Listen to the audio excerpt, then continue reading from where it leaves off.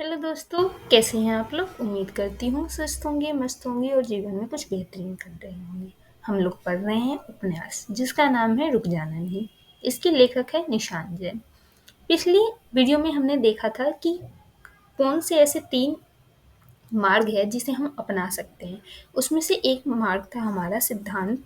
उसमें से हमारा एक साथ था बुद्धा का जो सिद्धांत है कि मध्य मार्ग अपनाएं।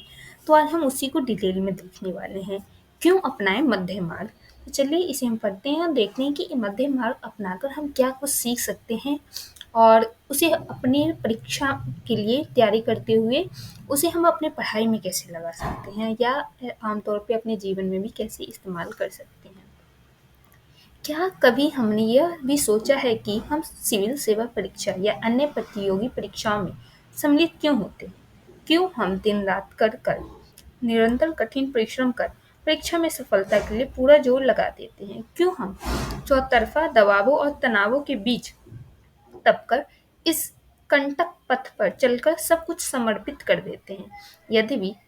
यद्यपि सबकी प्राथमिकताएं और उद्देश्य अलग-अलग हो सकते हैं, पर अगर कभी फुर्सत में ठंडे दिमाग से इस सवाल का जवाब सोचे तो मोटे तौर पर कुछ बातें सामने आती हैं, जैसे एक बेहतर और सुखमय जीवन की कामना, जीवन में उत्कृष्टता के लिए कोशिश, अच्छे और प्रतिष्ठित करियर की तलाश, माता-पिता, परिवार, शिक्षकों की अपेक्षाओं पर खरा उतरने का ख्वाब, अपने सपनों को साकार करने की इच्छा आदि।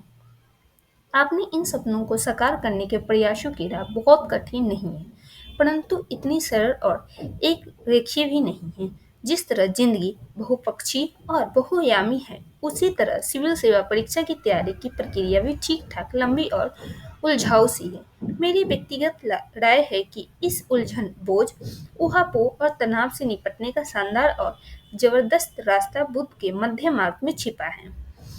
बौद्ध दर्शन के प्रमुख सिद्धांतों में से एक मध्य मार्ग को पाली साहित्य में मजी मझिम्मा परिपदा कहा गया है, जिसे सामान्य तौर पर अंग्रेजी में मिडल पाथ या गोल्डन मीन भी कहा जाता है।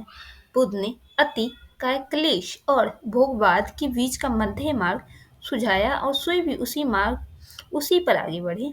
बुद्ध का यह मध्य मार्ग का दर्शन भारतीय उपनिषदों की क्षमादेवी, इंक्लूसिव और सहिष्णु टॉलरेंट चिंतन प्रक्रिया के काफी नजदीक है। मध्य मार्ग का ये सिद्धांत तीर्थंकर महावीर के अनेकावाद एवं क्षयवाद के भी काफी नजदीक है। अनेकांतवाद सिखाता है कि कोई भी कथन स्वयं में पूर्ण एब्सोल्यूट नहीं है। किसी भी बात या धारणा को एक नहीं बल्कि अनेक पहलुओं से समझा जा सकता है। हर बात को समझने के कई दृष्टिकोण या नजरिए हो सकते हैं। 7 अंधे एक हाथी को अलग-अलग अंगों पर स्पर्श करते हैं तो उसकी आकृति को लेकर अपनी-अपनी धारणाएं बनाते हैं। कोई हाथी की पूंछ को छूकर उसे झाड़ू समझता है, तो कोई उसके कान छूकर उसे पंखा। उन सातों दृष्टिबाधित व्यक्तियों का अपना-अपना सत्य है, जो उनके नजरिए से भले ही ठीक हो, पर जाहिर है कि यह सत्य अधूरा है। इसलिए अंग्रेजी में एक कहावत भी है, truth lies somewhere in between. Truth lies somewhere in between. अब आप पाएंगे कि सत्य देश, काल, समाज, परिस्थिति सापेक्ष भी हो सकता है। उदाहरण के तौर पे पूर्व की नैतिकता के मानदंड पश्चिम के मानदंडों से काफी भिन्नता रखते हैं। कहीं मृत्युदंड अवैध और अनैतिक भी है तो कहीं न्याय संगत और वैध, कहीं समलैंगिक विवाह कानूनन एवं नैतिक तौर पर स्वीकार्य है तो कहीं इस बारे में सोचना भी अनैतिक माना जाता है। इस तरह के तमाम उदाहरण हमारे आसपास दिखते हैं, जिसमें हम आसानी से समझ सकते हैं कि कैसे अपने-अपने नजरिए के आधार पर लोग अपने सच का संचार निर्मित करते हैं। अनेका अनेकांतवाद और मध्य मार्ग की इन अवधारणाओं को संक्षेप में समझने के बाद अब हम यह समझने की कोशिश करते हैं कि सिविल सेवा परीक्षा या अन्य प्रतियोगी परीक्षाओं सहित जिंदगी के हर मोड़ पर किस तरह ये दोनों परस्पर पूरक दिखने वाले सिद्धांत आपकी मुश्किल राह को आसान और सहज बनाने में मदद करते हैं। लिखित परीक्षा में निबंध या सामान्य अध्ययन के प्रश्नों के उत्तर लिखते वक्त एक बड़ा कंफ्यूजन इस बात को लेकर रहता है कि विचारों का संतुलन कैसे बनाएं। इसमें निसंदेह मध्य मार्ग मदद करता है। एक बेहतर निबंध तभी लिखा जा सकता है जब उसमें उस विषय के सभी संभव पहलुओं और पक्ष विपक्ष पर पर्याप्त प्रकाश डालते हुए विचारों को व्यवस्थित ढंग से अभिव्यक्त किया गया हो। इसमें अनेकांतवाद और मध्य मार्ग दोनों काफी सहायक साबित हो सकते हैं।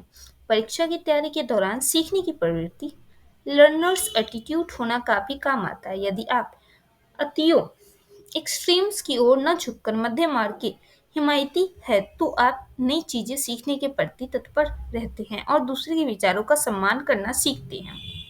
लेकिन लिखित परीक्षा और इंटरव्यू में अनेक बार किसी टॉपिक का विश्लेषण करते वक्त निष्कर्ष में कोई स्पष्ट मत व्यक्त करना होता है। उस विश्लेषण को श्रेय मिलता है जिसमें टॉपिक के विविध पहलुओं को व्यवस्थित ढंग से विश्लेषित कर अंत में एक संतुलित राय व्यक्त की जाए। स्पष्ट है कि ये दोनों सिद्धांत इस संतुलित दृष्टिकोण के निर्माण में काफी मदद करते हैं। तैयारी की लंबी और उबाऊ प्रक्रिया में कई बार असफलता का सामना भी करना पड़ सकता है। छोटी छोटी असफलताओं को संभालना और उनसे विचलित हुए बगैर स्थिर रहना आज के तनाव भरे दौर में थोड़ा मुश्किल है। तैयारी के दौरान रोजमर्रा की दिनचर्या में भी समय समय पर विभिन्न कारणों से तनाव, निराशा या कुंठा की स्थितियां स्थितियां निराशा या कुंठा की स्थितियां पैदा होती रहती है। ऐसा होना स्वाभाविक भी है, पर इन स्थितियों से निपटने में अनेकांतवाद और मध्य मार्ग के साथ साथ गीता का निष्काम कर्म योग भी काफी सहायक करते हैं। नतीजों के प्रति आसक्त अटैच हुए बिना पूर्ण मनोयोग और पुरुषार्थ से काम करना सिविल सेवा परीक्षा या किसी भी प्रतियोगी परीक्षा के लिए बेहद जरूरी है और लगभग अनिवार्य पक्ष है।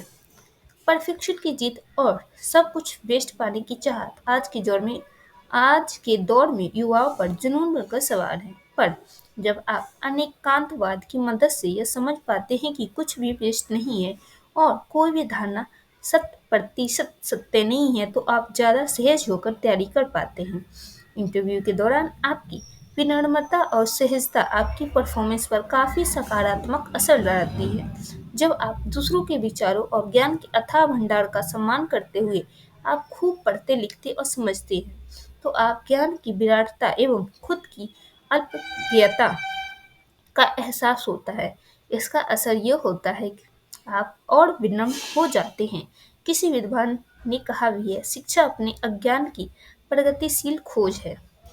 सच तो यह है कि भारतीय दर्शन के ये तीन सिद्धांत निष्काम कर्मयोग, अनेकांतवाद और मध्य मार्ग सिविल सेवा परीक्षा सहित किसी भी प्रतियोगी परीक्षा में ही नहीं बल्कि जिंदगी के हर मोड़ पर आपको अधिक परिपक्व, सहज, संयंत्र, सहिष्णु और सक्षम बनाते हैं। जरूरत है तो बस इनके सही अर्थ को समझकर रोजमर्रा के जीवन में इनका समावेश करने की। तो इस अध्याय में हमने देखा कि किस प्रकार जो हमने 3 सिद्धांत पिछले वीडियो में देखी थी उसको और किस प्रकार से हम अपने परीक्षा के लिए इस्तेमाल कर सकते हैं जिससे हमें ज़्यादा तनाव, कुंठा ये सारी चीज़ों का सामना न करना पड़े। कल हम देखेंगे अगला अध्याय जिसका नाम है अपनी लकीर बड़ी करे। किसी और की लकीर छोटी करने के बजाय अपनी लकीर बड़ी करे। उम्मीद करती हूँ कि आपको यह अध्याय पसंद आया होगा जिसमें ये बताया गया है कि हम मध्य मार्ग को अपने जीवन में किस प्रकार अपनाएं और उससे बहुत सारी हमारी परेशानियां खत्म हो जाती है। मिलते हैं कल के वीडियो में।